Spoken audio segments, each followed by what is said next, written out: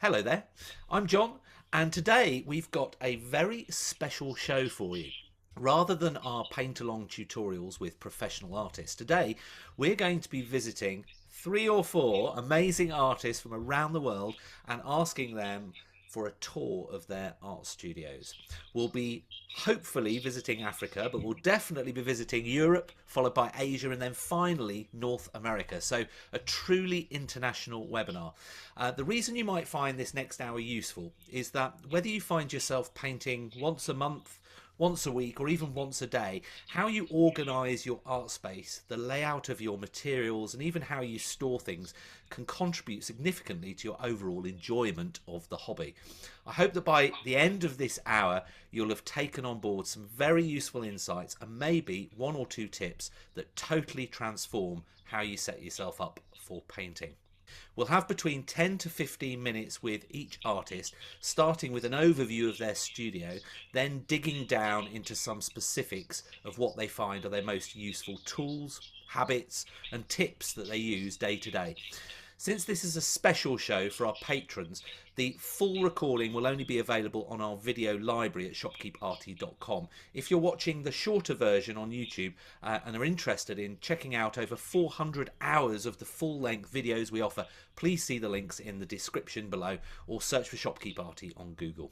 With that out of the way, we'll make a start and visit our first artist. Why don't we journey to Northern Ireland and we'll say hello to Grahame Booth. Hi Grahame, how are you? Hi, John. I'm very well, thank you. This is a really fun day actually because I've already been chatting with the other guys, and it's nice because we don't really get a chance to talk a lot, especially with this COVID thing. You know, we're stuck in our own little place, and it's quite nice to have a little casual talk. I So know. this is very much a first because my studio is at the top of my house. It's in the attic of the house. You can probably see behind me, and so it's not one that you can visit because it's up quite a steep set of stairs. So this will be the first time anyone has seen my studio. And in some ways, first time I've seen it because I spent the last couple of days tidying it up so that it wouldn't look too bad. It forced you to do it. It's what you always need Yeah, these things. oh, yeah. Oh, yeah. That's brilliant. It's I a thought, world first. It's a scoop. absolutely. You're all going to be. No, it's not a big studio by any means, but of course, studios don't have to be big to be useful. The great thing about a studio is you're always ready to go, and that's a big advantage. So long as you can fit everything that you need to in. For some people, that might just be a cupboard, which is fine. Open it up, and you've got a studio. But if you can have something a little bit more comfortable, I suppose that's good. So shall I take them on a tour then, Yeah, John? I think that would be great. Shall I put it on the other Okay. camera? If you put it in the other camera, then I There we think we go. can. So yes, first of all, I thought what you might like to see if I step back a little bit is that this is where I do all the stuff for John I from think I've got the YouTube. wrong camera. I think we're looking at a television studio. Yeah, that's what it looks like. So I've got a lot of cameras up top, and this board in the middle is my easel, effectively. So it's actually an old tabletop. So it's nothing special. It's an old tabletop. It's hinged here at the bottom, just there, and the other end there's just a couple of posts that hold it up, a couple of big sticks. Now I can adjust that quite a bit, different sort of angles, but essentially that's really it, and all the technologies here. But that's no, you're not going to be interested in that. First thing was wanting to mention was no matter what studio space you've got, it's always important to make sure that your studio space is set up conveniently. And what we've got here is my setup basically that I use. So I've got my there's a painting already on the easel there, but down here I've got another little table that sits out, and I have my palette on here, water and brushes. Now I'm right-handed, so it makes perfect sense to have everything I need on the right-hand side, particularly the water on the extreme right, because I've seen people with their water on the left, have their paints on the right, have their picture in the middle, and they drip water constantly on top of the painting. So make sure, that's one tip, make sure that you have your uh, your system organized so that you can use it sensibly and conveniently, and everything's at hand. Now, if we if we have a look around, then that's my little sink there to wash everything. Over here, this is really just where I store stuff. So down here, for example, I've got all my paper and stuff like that. So I store the paper flat. Obviously, that's the best way to store it. It's nice and dry in the studio. The problem with dampness is that with watercolor paper, of course, dampness will affect the watercolor paper and eventually will cause a problem with the size. And then that, I don't mean the dimensions of it, I mean the coating that's on paper, and little bugs will eat away at that, and you'll get a very strange effect that is not at all nice when you start to paint on it. Over here, just a bit of advice. I've got these two little models here, and these are completely useless. So I wouldn't bother getting those if you're thinking of them. First of all, part of the arm fell off the female one, and if you look at her, she's not exactly a normal sort of shape, more like a Barbie shape. So don't waste your money on those. I would suggest just go out with your sketchbook and draw some people. Lots of brushes. I tend to just put brushes, unless they're really completely destroyed, I tend to just stick them in one of these many jars here. And I've even got oil brushes, and I don't even paint in oils, but I've got them there. So if anyone needs an oil brush, do give me a shout. Let's see what else we've got. Over here is where I do my matting, my framing. So that's just a mat cutter that I use to cut mats for the paintings. My bookshelf or bookshelves are here, and I've got what I tend to do with books. I mean, painting is a lifelong thing. You know, you're learning all the time, and I have a huge amount of books. So we've got, let's see, everything from Edgar Whitney, Edward Wesson, Zoltan Szabo. And what I tend to do is at the end of a lot of books, you will see that the author has put a little list of books that they've found useful. And I tend to just buy those, assuming that they're reasonable cost and still available. And usually I get something good out of them as well. But it's always important, I think you can never read too much about watercolor or any sort of painting. But of course, the important thing is to actually do it. That's the vital thing. What else have we got down here? I have that's a guillotine that I use to cut paper. So it's just better than with a craft knife or a Stanley knife. That's my mother-in-law, who sadly she passed away last year at 103. And this was a painting she was the president of the local art club as well. And she gave me my first lessons in painting. And this was painted by one of the demonstrators at the art club when she was 100. And then the club gave it to her. And not remotely as interesting, but there's a few of mine there that have just come back from an exhibition. My guitar. I didn't know you played the guitar, Graham. Yeah, you find out all sorts of things in these things. Oh, and the hat. And that was for I did an exhibition that was based around the lyrics of Van Morrison. So I used the hat in setting up the exhibition space for the exhibition. But yeah, I used to play in bands when I was young. And now that I'm not young anymore, anyone that knows about guitars will recognize this as a jazz guitar. And I'm trying to learn jazz guitar, which is slightly more appropriate for my age now, rather than singing about Sweet 16, which isn't at all right when you get to a certain age. So over here, yeah, and lots of storage. You know, in these things, I just keep my paints and brushes and stuff like that. And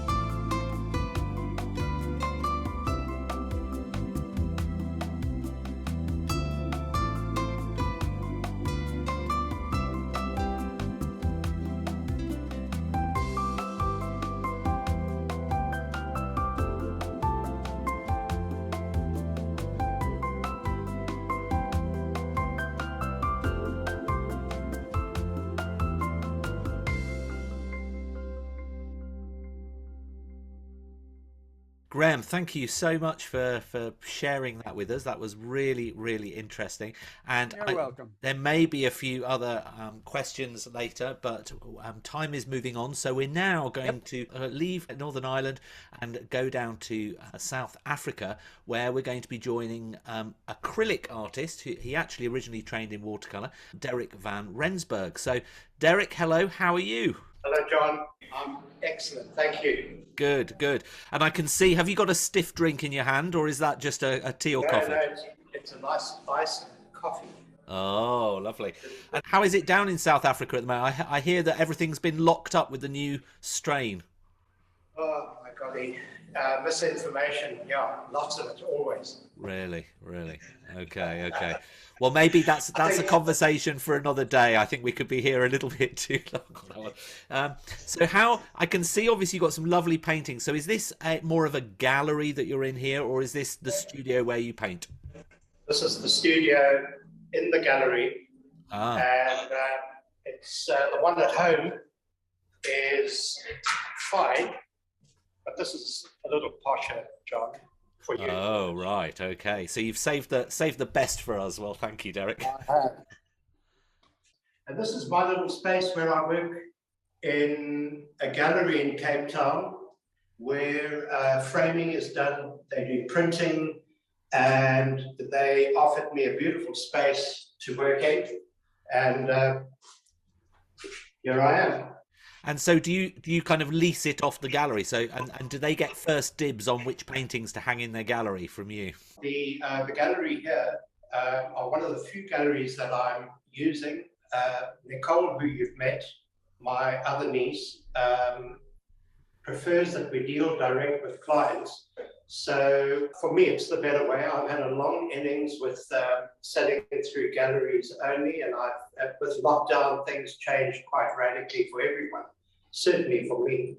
But it has turned out to be the better way. So the work that you saw is some of the work that I've got on exhibition at the moment in this gallery. Okay, okay. And how do you organise your studio? So I can see you've got an artboard behind you and everything. Maybe just walk through how you organise your space. I like working, the palette I like working on is glass. Nice and easy to clean off, and particularly because I'd swapped from watercolor to acrylic. So, for instance, squeeze out a little bit of paint here. When that's dry, I just have a blade and a scraper, scrape straight off, nice and clean for the next round. And my brushes, paints, I use my primary colors as a base, and then mix and match, and I have lots of extra colors that I add to my basic primary colors. So you don't need a lot for anybody watching this to start with. I've got a beautiful array of brushes, which I haven't shown you here. I've just got the ones today that I'm using. And I still use my watercolor brushes and things that I used in the old days for my acrylic work. And the acrylic that I use, John, I mix down with things like pouring liquid and glazes and varnish and stuff. I put them into little plastic containers like this. Looks very much like watercolor, I suppose. So I've never really got away from the watercolor influence. I have some canvases always ready, and from here I take them through. I've got the luxury of having the framing right next door, so I walk it through from here to the framing, up on the wall, or we send it off to our clients. Right. Okay. I say ours because Nick's involved with me. And how often? Because I know with some of the workshops that we've hosted with you, sometimes they've been from here, but sometimes they've also been from your home studio. What percentage of your time do you think you are painting here versus your home studio? Well, my day works, or is supposed to work this way. I come here in the mornings, paint, go for lunch, and then I work at home. So I've got I've got at home as well.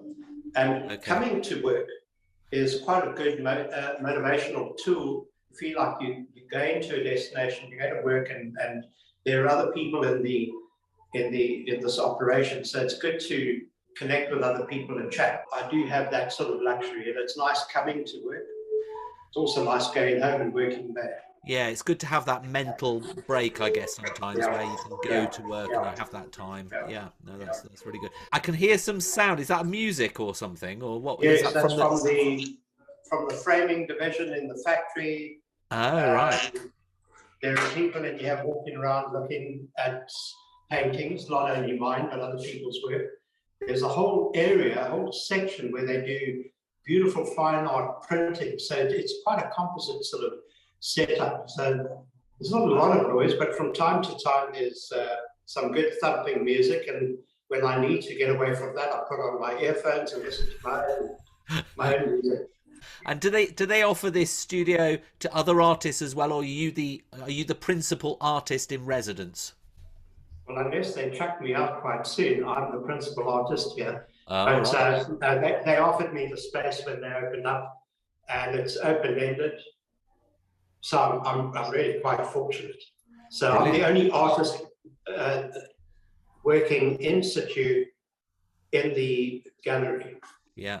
And when we've done our workshops together, one of the things that always makes me chuckle is you are not afraid to just use common everyday brushes that you would get from a handy store, a DIY store with your paints. You don't mind sort of kind of mucking in with so it's a very inexpensive way of painting. Are there any other sort of tips that you could give people that you found in your years of painting that makes your life easier in the studio?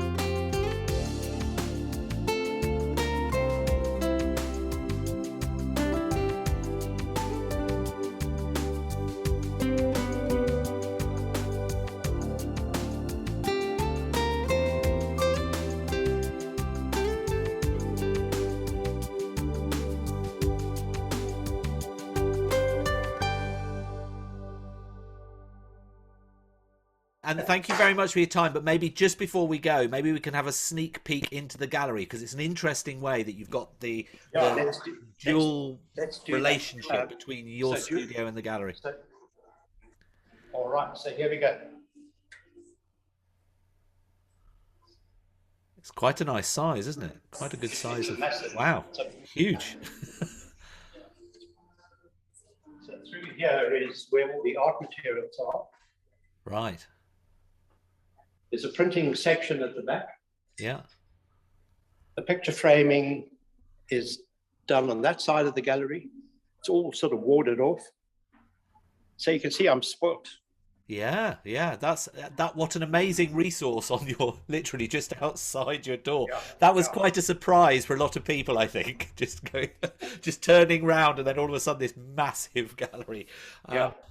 Brilliant. Thank you very much. Well, by all means, stay online, Derric, because we're going to visit a couple of other artists now. And if you want to ask any questions, you're more than welcome to. But we may come back to you at the end as well. So just stay tuned. Thank you very much for sharing that with us. Thank you. Thank you. Right. So now we are going to head over to the Philippines, where we're going to, Sandra said, wow. Yeah, that was incredible, wasn't it? And what's really interesting as we go to these professional artists, I think you'll find that they don't have exactly the same format. They all have different ways of working. So it's really fascinating to see every type of mix or match works, and it's just what's right for you. So anyway, we're going over to the Philippines now. We're going to be visiting Iris Babao to see her and her art space. So hello to you, Iris. Hello. Hello. And it's very late over in the Philippines at the moment. I think it's is Yes, it about 10 or 11 o'clock? But it's 10 in the evening. oh, well, thank you so much. Thank you so much for being online with us. And My pleasure. so maybe take us through how you arrange your space and Yeah, sure. organize your studio. There you go. Okay, so from Derek's huge space, we're down to maybe a 4 by 4 meter space. But this works pretty well for me. So this is my studio. That's where I work. That's the table where I work. A lot of my mediums, my go-to mediums are there. And then, as an artist, you really need to keep yourself always inspired, always motivated to work. So I try to surround myself with materials or stuff that really inspire me. And I'm really more of a still life painter. So I try to keep my collection there, the ones that I would like to paint. So it's all there. And then also, because I work with a lot of mediums. I used to just paint with watercolors, but I've done pastels. I've done, so these are my pastels right there. Some collections from Gerald. I also do inks. So I have all of those stuff ready for me to see, so that when I see it, if you don't see it, you forget what you have. And sometimes, you get too lazy trying to get them all out. So I just make sure that I have all of them ready to go whenever I want to paint. So I have some gouache there. I have my water mixable oils here, and then some acrylics there. And so these are the stuff that I usually paint. I have it laid out all there. And I have a small area. So these are just drawers that holds some more art materials, but I have a small area where I do my still life setup. So I just keep it there, and then I mix and match some stuff and try to come up with another setup, so that I always have something to work on. And then here I just have this extra table. So if I need to clear up my space, my work area, I can do that and move it to that table.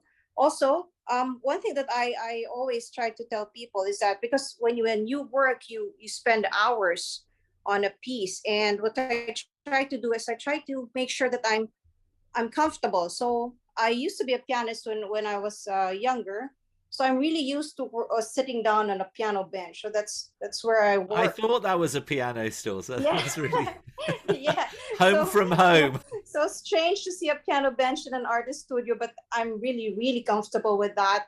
And then if I need to stand up, then I just pull out this bar stool, so that if I work standing up and I need to rest, it's easier to, just prop down a bit. And so these are some of my watercolor stuff. I laid out the brushes that I usually use. And this is I would go to makeup stores, not to buy the makeup, but to buy foam sponges like that, to use it for drying the brushes and all. And I have a couple of books there, and more brushes, mediums. Also, this one is something that I found really helpful. Here in the Philippines, we don't have much of those ready-made artist tools. So this is just a dish rack. I found it in a kitchen appliance store, and it's useful for storing paintings, wet paintings, or unframed pastel pieces. Yes. So yeah, so this is what I normally do. And then here also, so this is a pastel box that I have ready. It has unisons, and then some Rembrandts, and another favorite, which is Gerald. So I just have an assortment there. And this is another thing that I found in the kitchen store. So this is, I think you put maybe tea or some ornaments here, or spices and all, but I use it as a plein air pastel box. And I just put the cover on top of that, because again, here in the Philippines, it's really very difficult to get these ready-made boxes. And of course, shipping can be very expensive. So we try to find an alternative for that. So yeah, basically that's it. That's my space. That's amazing. And I'm joining the dots all the time between each of you as artists. And first of all, I'm thinking, well, we've got to put you in touch with Derric with regards to, he's always going to DIY stores and kitchen stores, and you're getting the dish racks, and so that sounds perfect. But then we've also got to get you together with Grahame Booth, because you can play the piano and he can play the guitar. So I think it'll be perfect. No, that was really fascinating. And I've had a comment. Monette said, beautiful Chinese brush holder and brushes. She loved that. Very tidy and organised, said Jennifer. Yes, you can really tell within, and it forces you, doesn't it, in a small space to organise your space. But, don't need to open those because all the trash is there. Yes. Yeah, it's forced you to push it all in the cupboard, just like with Grahame. I know, that's funny. Thank you very much for that. And is there one tip that makes your life much better? What I think you were going to mention maybe something about stretching paper.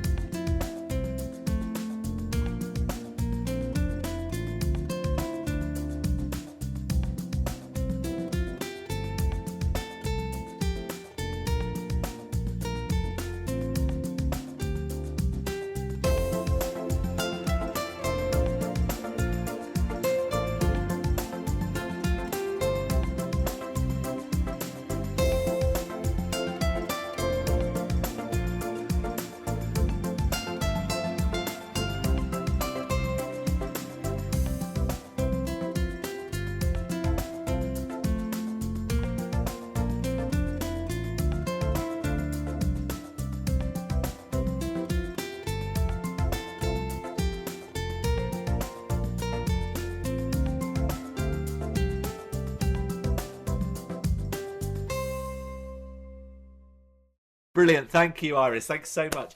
So now we're going for our final trip. We're flying all the way from the Philippines all the way over to Colorado in the US to visit Randy Hale, and he's sat waiting. I think you've probably been enthralled by all these tips. Are you going to be getting a device that can extract teeth, Randy?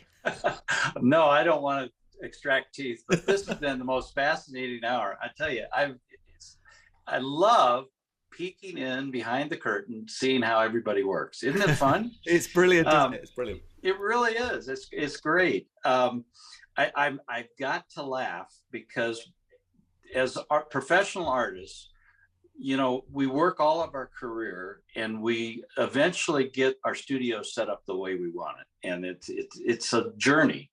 And 40 years ago, when I first started painting, we lived in a little 460 square foot condominium. And when my wife would leave to go to work, I would pull my easel. It was a great big wooden easel that folded down, pull it out from under the bed. And our bedroom was so small, there was no room around it except just to kind of scooch in around the bed. And I'd take this thing out into the living room, which was very small, and I would set it up and I'd work during the day. And then before she'd come home, I'd tear everything down and put it away. And we've all, you know, found our way into bigger and better spaces that are more efficient and they work a little better for all of us. But we all started small. Really small, and we all made do with whatever we had. And I'm so fortunate. There we go. I just want to come over here and give you an overview of my studio, where it's come today. This is like the third studio that I've managed to put together in my career, and I feel very fortunate in that I've got a much bigger space. And I've got lots of horizontal surfaces, and I built most of these myself just out of plywood.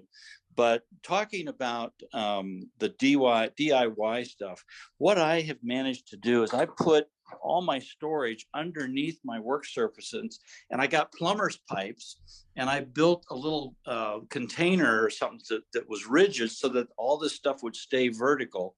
And I can keep my boards in here. I can keep easels. I can keep lots of different material. And I buy all my paper in bulk. So I get it and I leave it upright and vertical. And then I also have lots and lots of boards because I'm always working on different size paintings.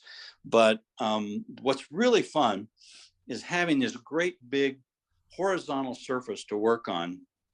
And I can get really big paintings. I can work on small paintings. I can move my palettes around. And like Grahame was saying, I'm right-handed. I always keep my palette and my water on the right side, and then I'm not dragging or dripping across my painting.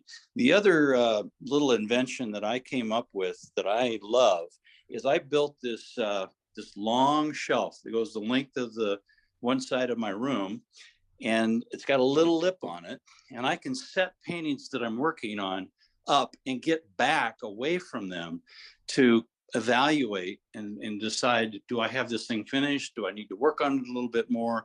And a lot of times it's good to just live with a painting for a week or two before you decide you're finished. I think you call that your critique rail, don't you? Yeah, I call it a crit rail. I had these in college when I was in art school. They always had these in the classroom, so you put your work up, and it's a great way to kind of evaluate what you're working on. So I have lots of little shelves where I can set things up rather than permanently installing or hanging a painting, because I run a lot of paintings through here. I'm constantly painting, never stop painting. And when I'm doing these little Zoom things, I came up with just a real inexpensive, I'm pretty low tech compared to Grahame, but I bought a microphone, I bought 2 articulating arms, and they just kind of hang over the painting that I'm working on, and I'll put my palette and everything right here.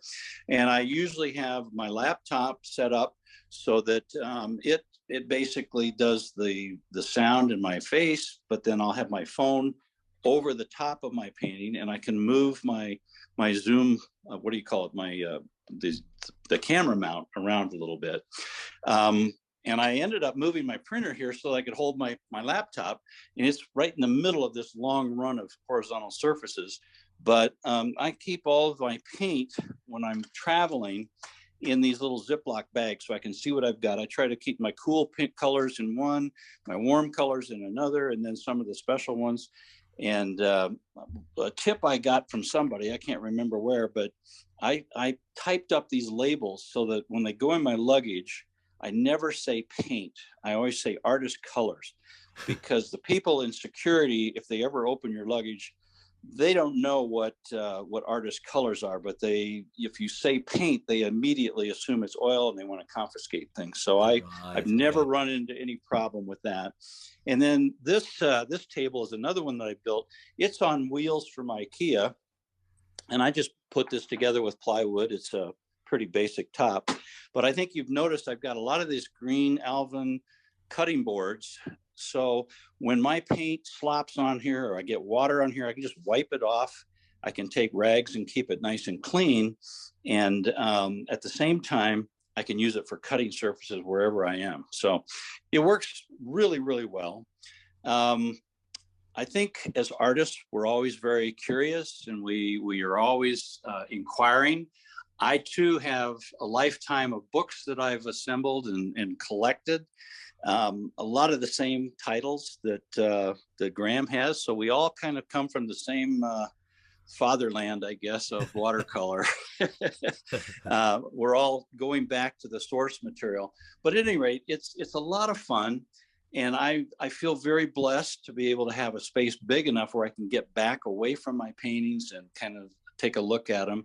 And I have some paintings from some of my fellow watercolor instructors.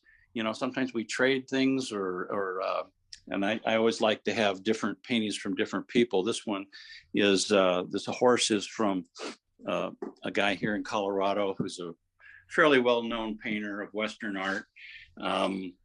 And then I do have some of my own stuff up here. One of the things that I had mentioned to you, Grahame, is in my gallery space out here.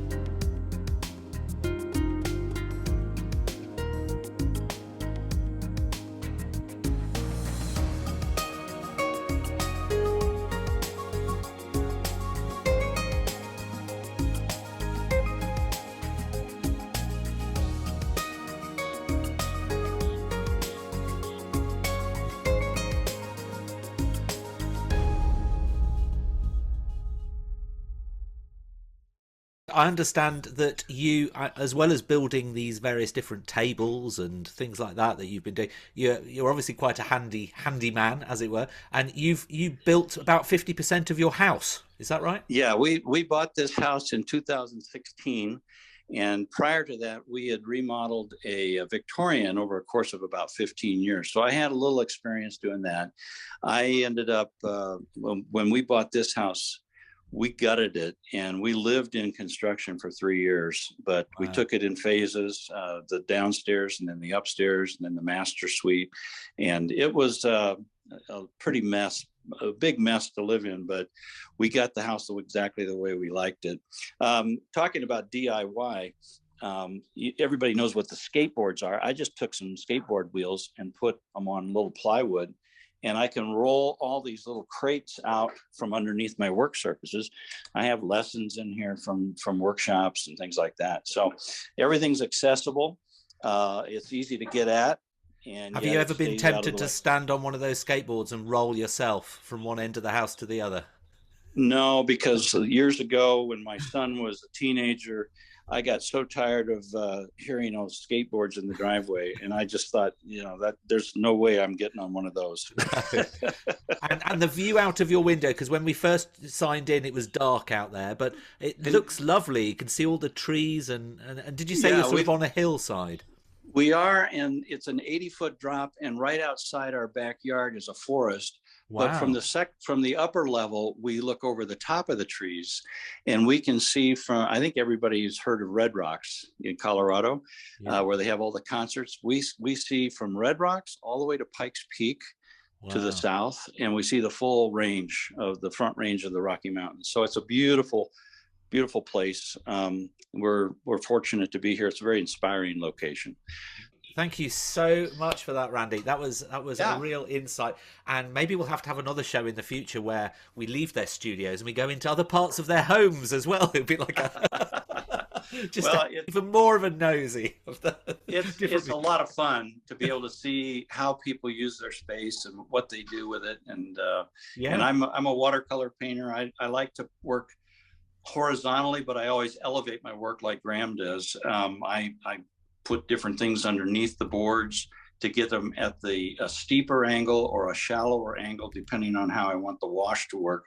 But having all this horizontal space gives me a tremendous amount of flexibility. So, and I can work on multiple paintings at the same time if I need to. So it works to my your advantage. Thank you so much for that. That was really useful, and I know there's been so many comments coming in. I haven't been able to ask all those questions. I might have a bit of a chance to go through those, but ideally, as we near the end of the show, if you've got any words of thanks that you'd like me to pass on to these 4 artists, then please do write them down for me now, and I'll go back to them shortly and go through that.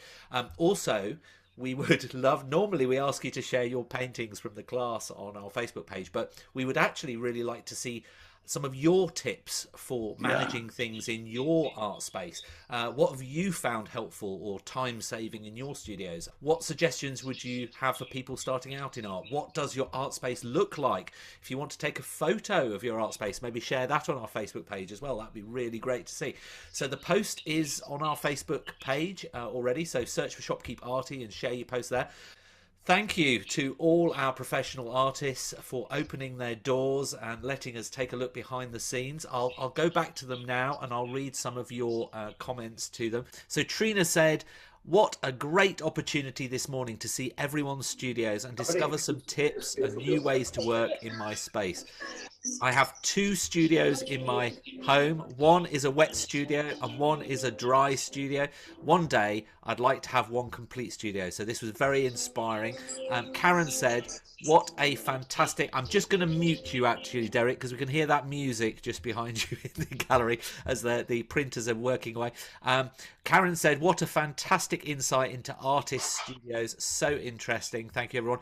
Hazel said, fascinating. Bobby said, what a great, helpful session. thanks so much to John and Shopkeeper Marty. Let's do this regularly. Well, maybe not too regularly. It's been. Although if we did it weekly, then imagine how clean your studios would be. You'd have to clean them all up. So Jacqueline said, this has been great. Thanks. Very interesting. Karen, so wonderful to see the variety from large to small and the inventiveness of these terrific artists. Well said, Karen. Alison, this has been absolutely fantastic. Thank you all so much. Really inspiring. Now I must go and sort my studio out and a trip to the DIY store. And Diana said, thank you, John. This is a terrific idea for an episode. Yep, we'll be exploring their houses soon. We'll be going around into their bedrooms and bathrooms. No. Sandra, wonderful. Nice to see that others are also doing fun things and continue to grow. Trina, I agree with Hazel. Margaret, fascinating and inspiring. Lots of food for thought. Thank you so much for joining us. Until next time, I'm glad you've enjoyed it. It's been a really fascinating one. But until next time, it's goodbye from me. But obviously, thank you so much to our 4 artists. Thank you, everyone. Thank you. Thank you. Bye. Bye-bye, everybody. And you all get a big round of applause, of course. I love that big round of applause. It's always good with the first artist, the first time to see their expression. It's a good surprise at the end. Bye, everyone. Bye. Bye-bye.